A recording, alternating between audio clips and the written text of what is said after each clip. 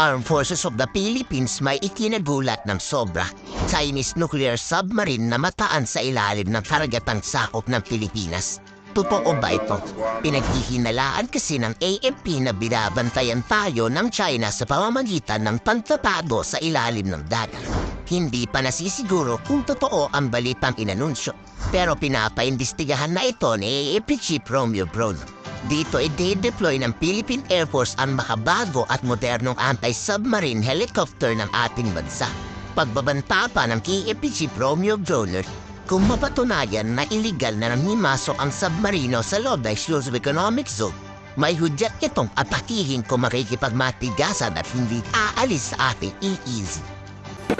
This aircraft, the AW159, is an anti-submarine capable aircraft. So, kaya niyang i-detect yung mga submarines na nasa ilalim ng dagat, no?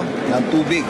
So, we don't need to see them with our own eyes. We just need this type of aircraft in order for us to detect possible existence of submarines. This aircraft is also capable to interdict them or to hit them. No? Hindi lang yung detection, it has the capability to strike them.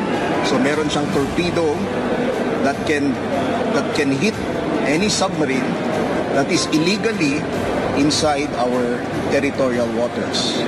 Iginiit ng AFP na hindi sila naghahamon ng anumang gera. Pero kung malalagay sa alanganing sitwasyon ang buhay ng bawat Pilipino sa West Philippine Sea, hindi magdadalawang isip at buo ang loob ng AFP na lumaban sa anumang bantang pangsiguridad. Muling nangako na ni kapiting ng isla sa WPS ay walang mananakaw ang China. Ang directive ng ating Pangulo still stands that we will not give up an inch of our territory. Yun yung pinaka-general na order, utos ng ating Pangulo. Especially our territorial waters and our exclusive economic zone, these do not belong to China. And whenever they challenge us, they always say that this territory belongs to China, go away, no? So ganun yun tayo. Sina-challenge rin natin sila, no?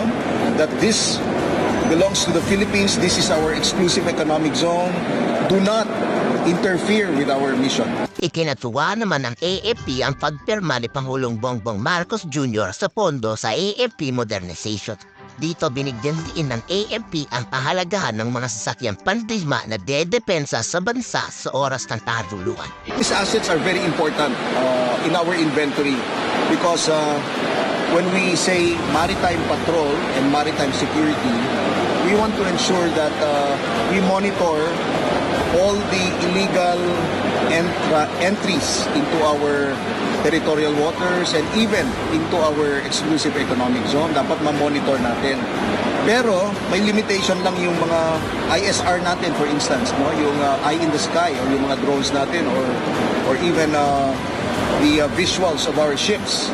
We need to know also if there are submarines flying the routes within our territorial waters or within the exclusive economic zone. So this is where this aircraft will come in very useful.